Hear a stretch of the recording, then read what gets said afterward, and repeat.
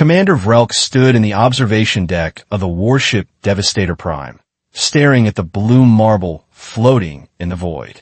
Earth, such a pretty little planet. Such soft, squishy inhabitants. This was going to be easier than stealing nutrient paste from a hatchling. Sir, Lieutenant Grax approached, his forearms clutching a data tablet. Final scans complete. The planet's dominant species barely reaches 2 meters in height. Their bone density is, well, laughable. Our projections show complete conquest within 72 hours.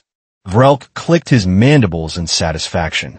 After 15 cycles of planning, 3 failed invasions of fortified worlds, and that embarrassing incident on Thorax 9, where they'd accidentally declared war on a moon, the High Council had finally given him something manageable. Humans. Weak, fragile humans who couldn't even survive their own star's radiation without slathering chemicals on their skin. Excellent. Begin the descent sequence. Deploy Strike Team Alpha to coordinates 37.5 north. The Devastator Prime shuddered as it entered Earth's atmosphere. Vrelk allowed himself a rare smile. Back home on Karvoth, where gravity was a gentle suggestion rather than a physical law, children could leap 50 meters without effort. His soldiers were bred for war, enhanced with cybernetics, trained in every combat scenario imaginable. And these humans? They'd sent primitive radio waves into space like toddlers screaming for attention. They fought among themselves over imaginary lines on maps. They were perfect. The landing site was a place called Central Park. Vrelk had chosen it specifically because the intelligence reports said humans gathered there for leisure. He wanted witnesses. He wanted terror. He wanted the whole planet to watch their strongest city fall in minutes. The landing ramp descended with a dramatic hiss. Vrelk stepped forward, his powered armor gleaming, plasma rifle charged and ready. Behind him, 200 of Karvoth's finest warriors marched in perfect formation. Then Vrelk took his first actual step on Earth. His knees buckled. The planet grabbed him like an angry god and slammed him face first into the grass. His armor, designed to withstand plasma fire and explosive decompression, now felt like it weighed as much as a cargo freighter. What? Vrelk gasped, struggling to push himself up. His arms trembled with effort. What is this? Behind him, the sound of 200 elite warriors face-planting into the dirt created a symphony of metallic crashes and muffled cursing in 17 different dialects. Grax, who'd been mid-step, toppled sideways like a felled tree and rolled 6 meters before coming to rest against a hot dog cart. A human jogging past stopped, removed small devices from his ears, and stared. He was wearing tight pants and a shirt that said, "I run therefore I am tired." He looked at the 200 armored aliens sprawled across the grass like dropped action figures, tilted his head, and slowly pulled out a rectangular device. "This is going on the internet," the human said, and started recording. Vrelk tried to lift his plasma rifle. It might as well have been welded to the ground. Back on Karvoth, it weighed practically nothing. Here, it was an anchor.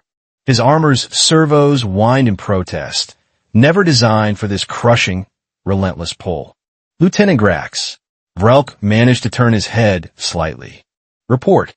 Grax was attempting to stand, got halfway up, then collapsed again with a wheeze that his translator rendered as several unprintable phrases. "Sir, the gravity. It's 3.2 times standard. Our equipment calculations were based on our homeworld's environment. We can barely move." More humans were gathering now. They weren't running in terror. They were laughing. Actually laughing. One pulled out her phone and started providing commentary. "Okay, so, aliens are real. They just invaded New York, and they literally cannot handle how fat Earth is. This is peak 2026, guys. This is it. We've reached maximum timeline chaos." Vrelk's tactical computer helpfully informed him that his heart rate was elevated to dangerous levels. His oxygen consumption had tripled, and at this rate of exertion, he had approximately 14 minutes before total system failure. 14 minutes. He planned a 72-hour conquest. Now he couldn't even conquer a small patch of grass. A small human child approached, maybe waist-high to an adult, eating something frozen on a stick. She looked down at Vrelk with the kind of innocent curiosity usually reserved for insects under magnifying glasses. "Are you okay, Mr. Alien?" Vrelk tried to respond with dignity. What came out was more of a wheezing grunt.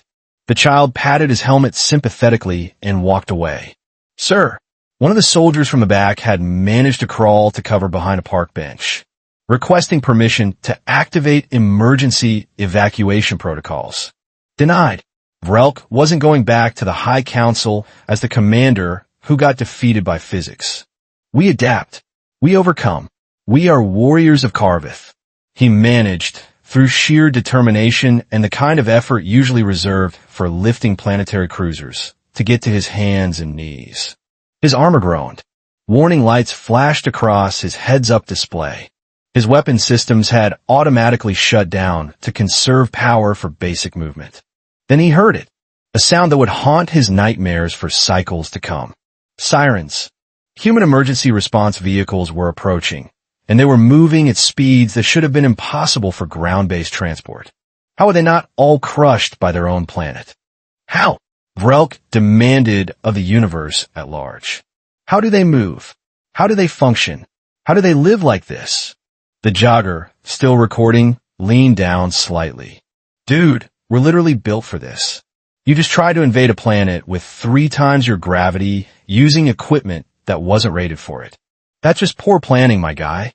The human emergency vehicles screeched to a halt, disgorging dozens of uniformed personnel who moved with terrifying efficiency. Vrelk watched in horror as these creatures, these supposedly weak beings, jogged across the grass like gravity was a minor inconvenience. Some were even carrying equipment, heavy equipment, and talking simultaneously. "We got about 200 of them. Looks like they can't move." "Steve, call the mayor. Tell him the alien invasion is basically handling itself." "Yeah, I know how that sounds. Just do it." A female human in a dark uniform approached Vrelk, crouching down to his level. Her name tag read Officer Martinez. She had a weapon on her hip, but she hadn't drawn it. Instead, she was chewing something and looking at him with what his translator could only describe as profound amusement mixed with professional concern. "You guys need medical assistance, or what?" Vrelk's pride, which had already taken a beating that rivaled the time he'd accidentally declared the High Council's cafeteria a military target, wrestled briefly with his survival instinct. Survival 1. "Yes. Please. We cannot move. Your planet is attempting to murder us." Martinez spoke into a small device attached to her shoulder. "Yeah, dispatch. They're cooperating. Gonna need a lot of ambulances. And maybe some forklifts. They're wearing some seriously heavy armor."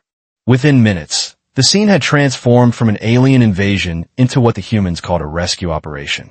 Medical personnel moved between fallen soldiers, checking vital signs with handheld devices that beeped cheerfully. The crowd of onlookers had grown to hundreds, all holding up their recording devices, providing running commentary to what Vrelk's tactical computer estimated was approximately 4 billion other humans watching via something called social media. Grax had managed to prop himself against a tree and was having an animated conversation with a paramedic who kept offering him water and asking if he had any allergies. "This is humiliating," Vrelk muttered. "Could be worse," said a voice next to him. Another human had sat down on the grass, cross-legged, eating what appeared to be processed tube meat in a bun. His shirt proclaimed, "Aliens welcome, bring tacos." He looked at Vrelk with friendly curiosity. "You could have landed in Australia. Everything there actually wants to kill you. Also the gravity thing. How you live like this?" Vrelk asked, genuine bewilderment overriding his military training. The crushing weight, every moment, never ending? The hot dog human shrugged. "Born into it, I guess. We build muscle, strong bones, cardiovascular systems that can handle it. Takes years of just existing here. You guys are probably from a low-gravity world, right? Came here thinking you'd be super strong?" Vrelk's silence was answer enough. "Yeah, that's rough, buddy. Opposite problem. Here, everything heavy trains us from birth. Babies literally fight gravity to lift their own heads. Kids jump and run and fall down constantly. By the time we're adults, we're basically endurance machines. Plus, you picked Earth. We're stubborn. We got this whole thing about not giving up even when physics says we should. A news helicopter hovered overhead. Vrelk could see cameras pointing down at the carnage of his failed invasion. His tactical display helpfully informed him that 17 different nations were now broadcasting this live. The Karvoth High Council was definitely watching. His career was over. His reputation was destroyed. He'd be teaching basic navigation to first cycle cadets for the rest of his life. Officer Martinez returned with what appeared to be a supervisor, an older human male who moved with the kind of calm authority that made Vrelk instinctively respect him despite everything. Commander Vrelk, is it? Captain Morrison, NYPD. So here's the situation. You're under arrest for attempted invasion, illegal entry, and about 47 other charges we're still working out. However, given your current medical situation, we're prioritizing getting you and your people stable before we process the paperwork. You are showing us mercy? Vrelk couldn't keep the surprise from his voice. Morrison raised an eyebrow. You can't even stand up. What exactly are you going to do? Aggressively lie there. Look, we'll figure out the legal stuff later. Right now, we got paramedics who've been trained to help people, and that's what they're doing. That's kind of our thing. Over the next 3 hours, Vrelk watched as humanity demonstrated a bizarre combination of efficiency, compassion, and relentless mockery. Medical teams carefully removed armor from soldiers who were experiencing what the doctors called severe gravitational stress syndrome. Fluids were administered. Bones were checked for fractures. Social media exploded with memes featuring Karvoth warriors with captions like "Leg Day destroyed this man," and "When you skip gravity training." A United Nations delegation arrived, followed by military personnel, followed by what appeared to be scientists who were absolutely delighted to have alien technology to examine. Everyone was surprisingly polite, even as they effectively dismantled Vrelk's entire invasion force with nothing more than medical assistance and property damage citations. Grax crawled over, looking defeated. "Sir, the Devastator Prime just received direct orders from the High Council. We're being recalled. Immediately. Also, you're demoted.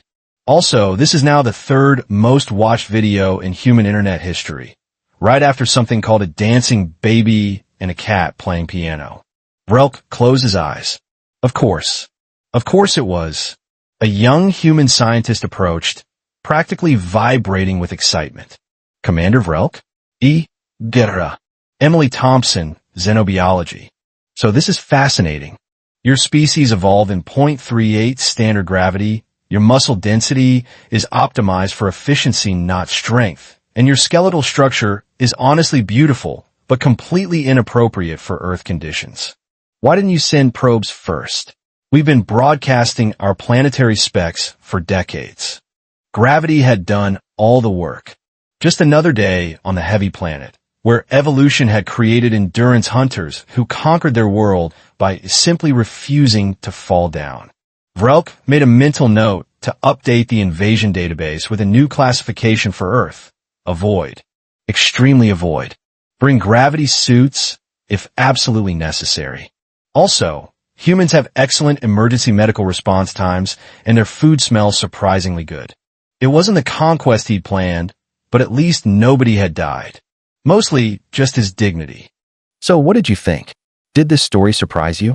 Let me know your thoughts in the comments below. If you enjoyed this sci-fi story, please hit the like button. It really helps the channel grow. And don't forget to subscribe for more mind-blowing science fiction stories every week. Turn on the notification bell so you never miss an upload. Thanks for watching, and I'll see you in the next story.